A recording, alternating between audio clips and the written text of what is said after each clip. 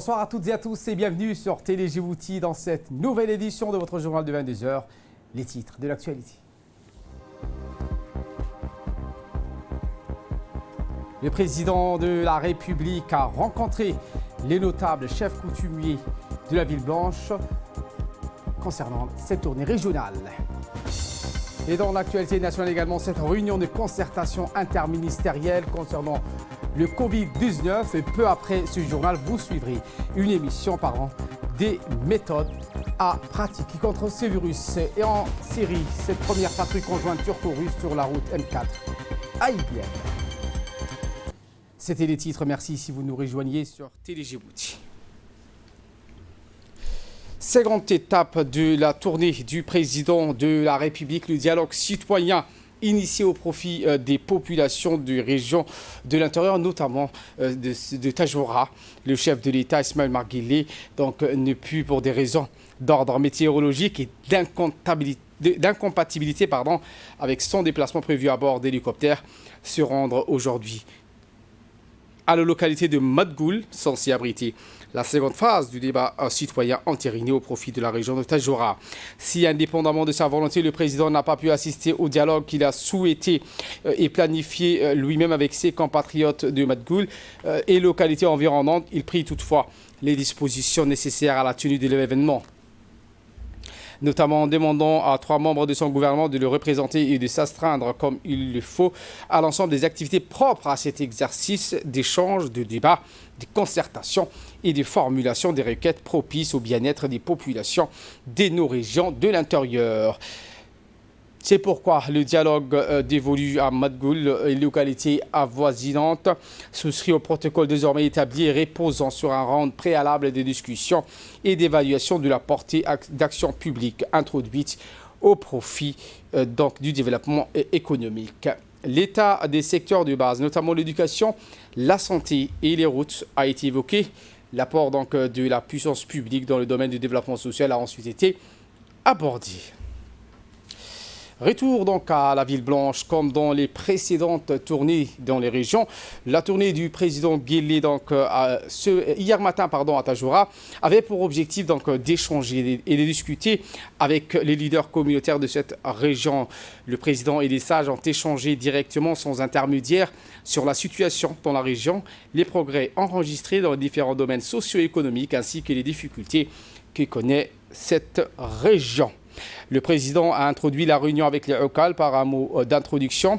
Le président de la République, Ismaël Marguilé, avec les notables de la région, une séance d'échange et de discussion qui a eu lieu hier après-midi à la préfecture de Tajoura. Le président Guelleh a réitéré ses remerciements à la population de la région pour son accueil chaleureux.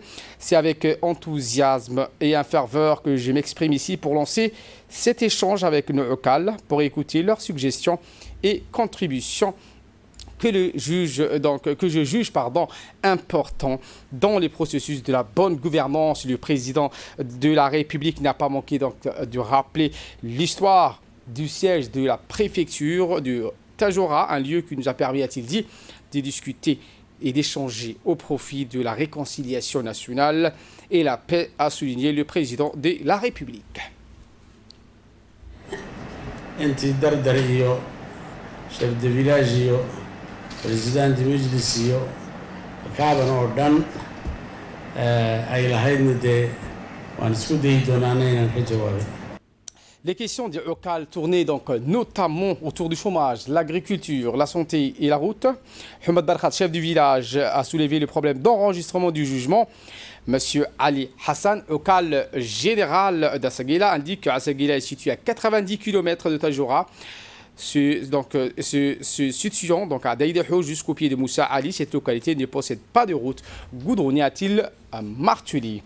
Quant à Mohamed Abdou, doyen de bateau de Tajoura, a accosté décharger l'escale. Aujourd'hui, on accoste et décharge au port de pêche. Le problème pour le docker doit être résolu. Et M.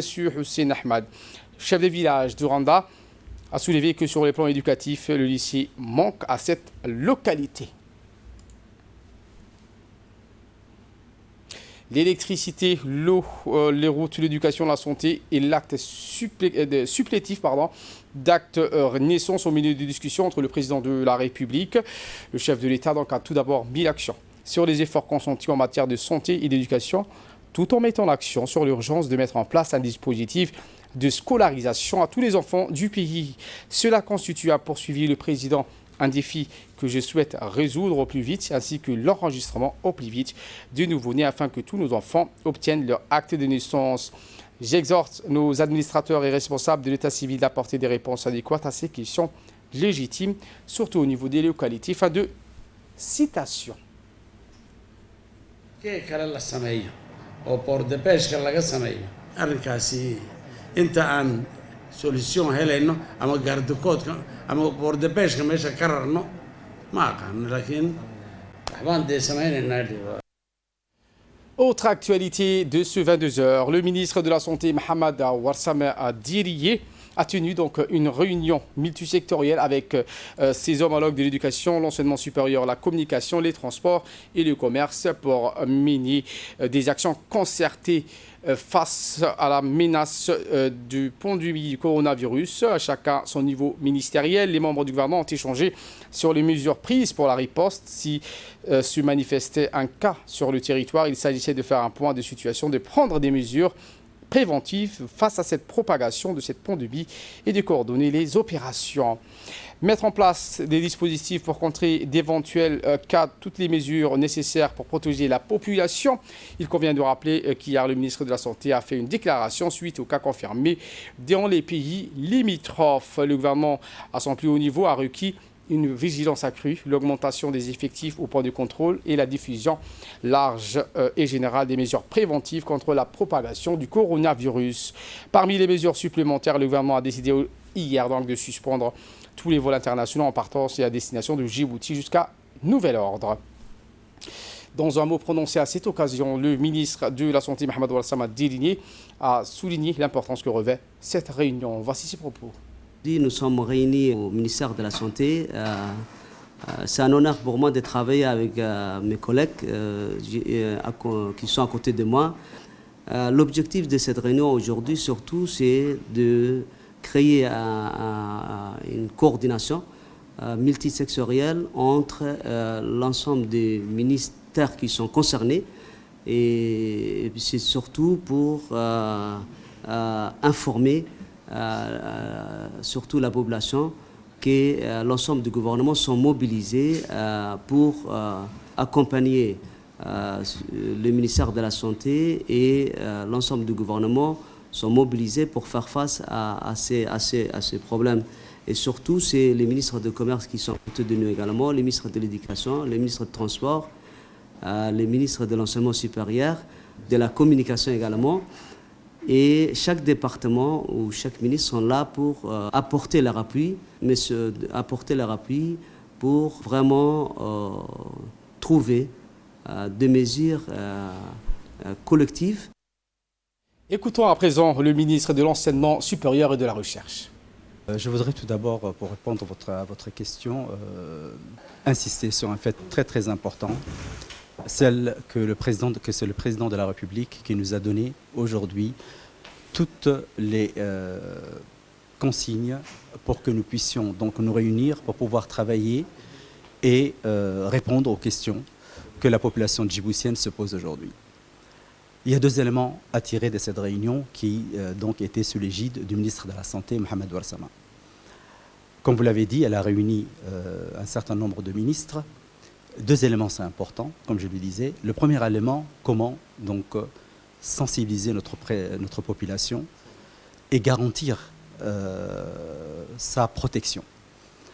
L'autre élément le plus important et que la population bien sûr se pose, c'est comment assurer une vie normale à notre population si un cas s'avère. Et ne pas attendre. Le président de la République nous a donc donné des instructions de ne pas attendre qu'il y ait un cas et de ne pas faire des erreurs que d'autres pays ont faites. C'est pour ça donc que nous sommes réunis à la réponse à la première question.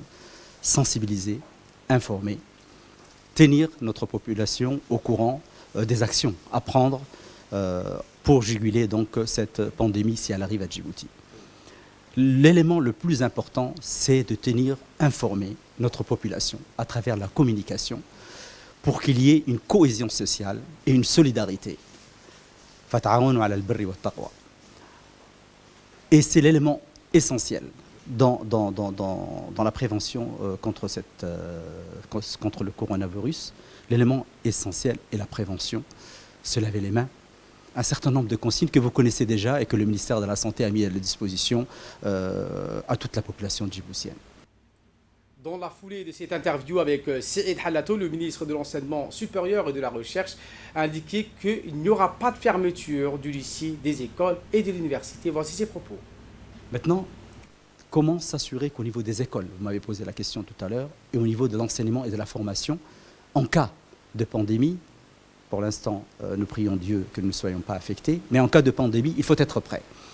Le ministre de l'Éducation nous a assuré qu'outre les mesures de prévention, donc des mises à disposition de gel, de savon liquide, d'expliquer aux élèves la prévention, qu'il sera assuré, en cas de crise, tous les cours seront dispensés à travers les outils technologiques aujourd'hui mis à la disposition de la population et mis à la disposition donc de tous les citoyens. L'autre élément important, c'est de s'assurer que les examens se passent de façon normale. Il est fort probable qu'une modification dans la gestion du calendrier soit mise en œuvre, mais on n'en est pas là. Au niveau de l'enseignement supérieur, donc nous avons pris des mesures similaires, même si les effectifs des étudiants n'est pas aussi nombreux, des élèves n'est pas aussi nombreux que les élèves de l'éducation nationale. Tous les cours qui étaient dispensés par un personnel étranger sont déjà assurés et seront assurés par l'outil Internet. Donc, et nous avons à notre disposition aujourd'hui tous les éléments pour le faire et nous avons déjà commencé à le faire. Il sera également produit en grande quantité des brochures pour mettre à disposition aux élèves et leur expliquer. Les examens sont maintenus pour l'instant, comme je disais tout à l'heure. Il n'y a pas de modification dans ce calendrier, tant qu'il n'y a pas un cas à Djibouti, en République de Djibouti. Et nous avons assuré le ministre de la Santé de lui donner, de mettre à sa disposition les étudiants formés de la faculté de médecine et de l'Institut des sciences de la santé pour venir en renfort pour juguler donc cette pandémie. L'élément le plus important en arrive, l'alimentation et les produits sanitaires. Le ministre du Commerce nous a garanti qu'il s'est réuni cet après-midi avec la Chambre de commerce, avec les grossistes, pour leur donner des consignes claires d'assurer les approvisionnements et d'éviter la flambée de prix. Si il est constaté une quelconque flambée de prix, des sanctions seront prises. Nous appelons toute la population, nous appelons le commerçant, nous appelons toutes les personnes qui contribuent donc au développement de la République de Djibouti de faire preuve de cohésion sociale et de solidarité. Nous ne pourrons régler le problème que s'il y a cette cohésion sociale, cette compréhension, la discipline dans toutes les consignes qui sont données. Se laver les mains, rester à 1 mètre, éviter de saluer. Et c'est comme ça que nous pourrons juguler parce qu'il y a un élément important, 3 éléments importants. D'abord, l'entrée sur le territoire du virus. Alhamdulillah, on n'a pas ça. S'il rentre, qu'est-ce qu'il faut faire? D'abord, donc, éviter qu'il se propage. En cas de doute, et pour s'assurer qu'une personne n'est pas porteuse du virus, il existe aujourd'hui au niveau du ministère de la Santé, et le ministre nous l'a garanti, 1000 tests de dépistage qui sont aujourd'hui donc disponibles, et 50 000 sont en cours d'approvisionnement. En bref, et sans images, avec ce communiqué du ministère du Commerce qui porte à la connaissance des opérateurs économiques de la place, importateurs et détaillants, que toute pratique spéculative sur les prix des denrées alimentaires sont strictement prohibées par la réglementation en vigueur. Eh bien, le ministère les exhorte à veiller au respect des prix homologués par son département et à garantir la qualité des produits alimentaires mis sur le marché. Tout contrevenant sera verbalisé sévèrement et déféré devant la justice. Et vous suivrez après ce journal une émission qui nous parlera des mesures préventives sur le coronavirus. Autre actualité de ce 22h, le secrétariat d'État à la jeunesse et au sport, en collaboration avec le ministère du Travail chargé de la réforme de l'administration, a clôturé une formation sur le renforcement des capacités des directeurs et animateurs des CTC et des jeunes diplômés à l'INAP. L'essence profonde et pertinente de cette initiative est de mieux outiller les cadres de ces structures du SEGS pour en faire des véritables pôles d'intégration socio-économique et d'insertion socio-professionnelle en faveur de jeunes djiboutiens à l'heure où, de par le monde, la jeunesse devient un enjeu planétaire. L'événement a vu la participation du secrétaire général du ministère du Travail chargé de la réforme de l'administration, des conseillers techniques et plusieurs autres personnalités. Cette cérémonie donc s'est clôturée avec une formation qui a duré environ 2 mois. Les récipiendaires donc ont été honorés d'un certificat. De créer une structure de création et de recyclage des pavés écologiques. Comme vous pouvez le constater ici à côté de Charles-Foucault et devant le SEMI, il y a des petits pavés écologiques, des petites routes.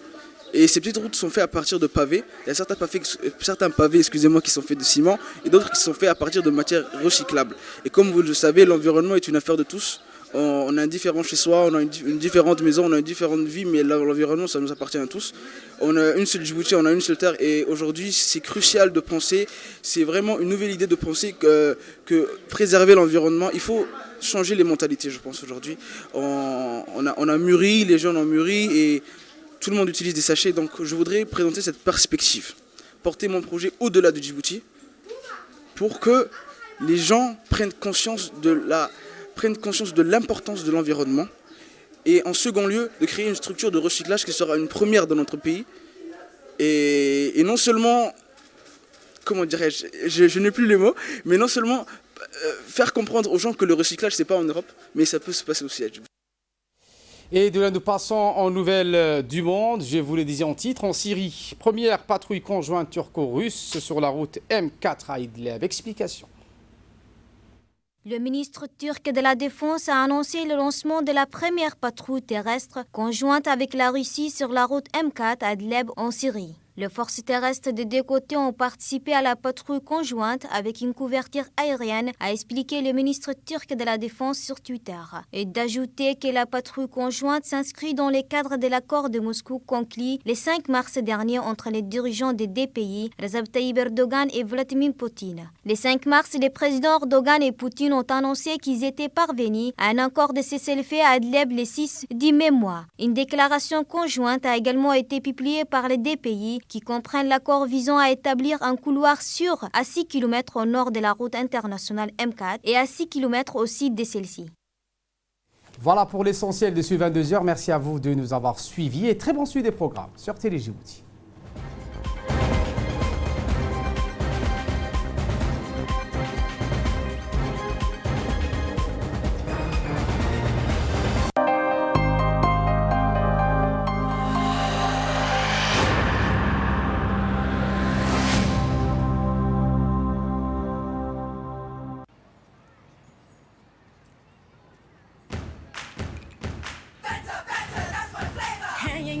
It's my summer, got my squad. We go harder, we got a little bit of feel good now. All I wanna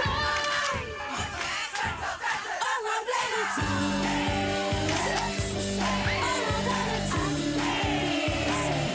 I'll tell you that it's true. Let's have a little bit of better, that's my flavor.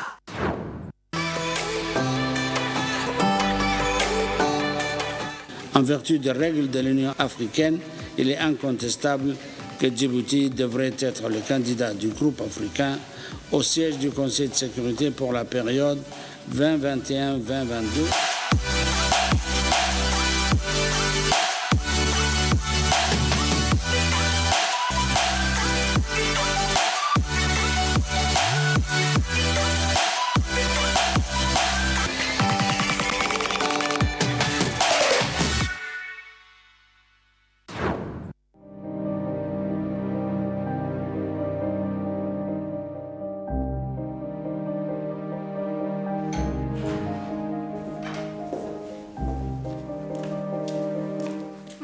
برافو نعتو حالة تعمل بتعدل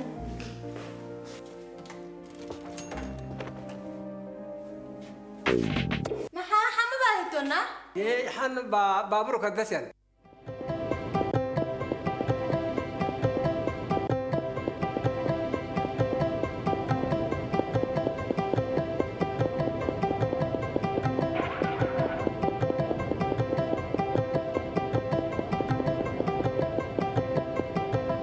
حن حكا حوي يا أخ حبت هنا كرتون حنك فلان كرتون كحو كرتون يه إبر عمبر باي فوق أحسن هاي شو يا أما يكحن كسيسكين ماي ده يبهدي